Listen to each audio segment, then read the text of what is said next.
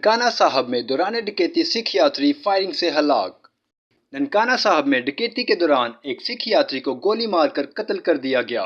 ننکانہ صاحب میں بابا گرو نانک کے جنم دن کی تقریبات میں شرکت کے لیے آنے والے سکھ یاتری کو ڈاکوؤں نے فائرنگ کر کے قتل کر دیا، جبکہ ڈاکو لاکھوں نقدی اور موبائل فون لے کر فرار ہو گئے۔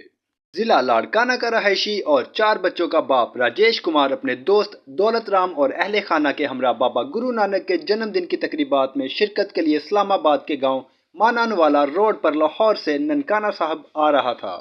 قریب ڈکیتی کے دوران 3 نامعلوم مسلح ڈاکوؤں نے مزاحمت کرنے پر راجیش کمار کو گولی مار کر ہلاک کر دیا اور اس سے لاکھوں نقدی اور موبائل فون چھین کر فرار ہو گئے۔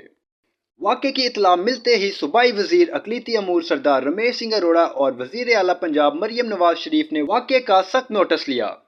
معلومات کا قابل اعتماد ذریعہ CRC، جڑے رہیں CRC کے ساتھ۔